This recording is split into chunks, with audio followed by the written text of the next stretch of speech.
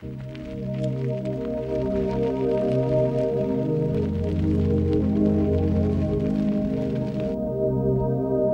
is perhaps one of the most picturesque parts of the east of England, at odds with the stereotypical image of the county that's home to Wivenhoe.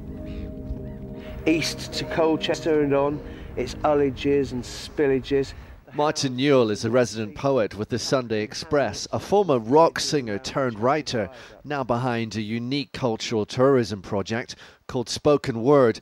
It combines poetry with cycle tours of Wivenhoe. People have got really bad misconceptions about Essex. Essex is 70% rural. It's got some beautiful countryside, if, as John Betjeman says, rather uneventful. It gets very bad press, basically. So these tours were meant to redress that balance. So I could take people around the part of Essex which I know, a very short, small part of it, around the Colne Valley in northeast Essex, and show them the river and the gentle slopes. It's really charming. Spoken Word is just one of the many initiatives from Insite, the Essex Cultural Tourism Programme.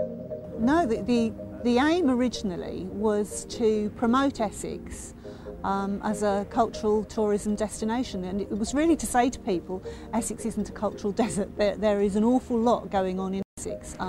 We have a huge range of artists, actors, musicians, writers living and working in Essex, and we really wanted people to be aware of that and to understand that coming to Essex was actually quite a rich experience.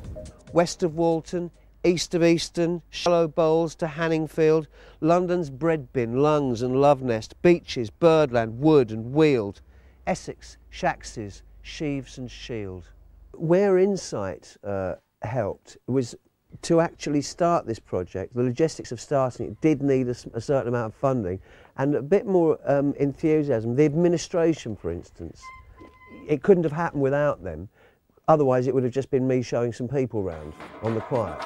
From street performers around Essex to a touring production celebrating the local folklore, Insite is celebrating areas and sites across the county in a pioneering, contemporary way.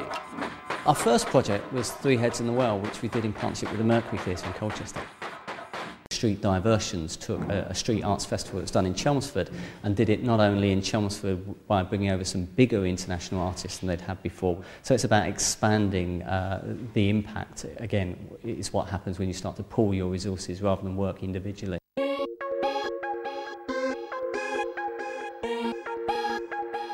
We have taken risks, but we all knew we had a part to play in terms of sharing that. It's been a very good approach for all of us to work on projects that we would probably never have been involved in. We did a project called the Essex Food Challenge, where we worked with two schools, and two schools were asked to come up with recipes using only ingredients you could source in Essex.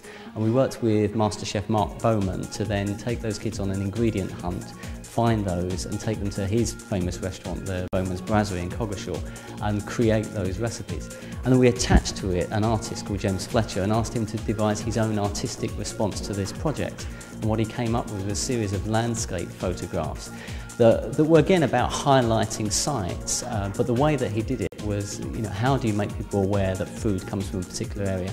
Well, let's take that food and enlarge it to an enormous scale so it's in your face. The first phase of the Insite project comes to an end this year. Its legacy, a new £60 million arts complex in the centre of Colchester. The project has a very long heritage. We've been working on this directly since 1993. However, I think that when we were all aware that the Insite project was going to be taking place, it seemed logical for us to team up. This is an iconic building that will be here in the centre of Colchester, but not just for the town, for the county, for the region as well. And it makes every sense in the world that really we can use this as a beacon, a magnet for cultural tourism in the county, in the region.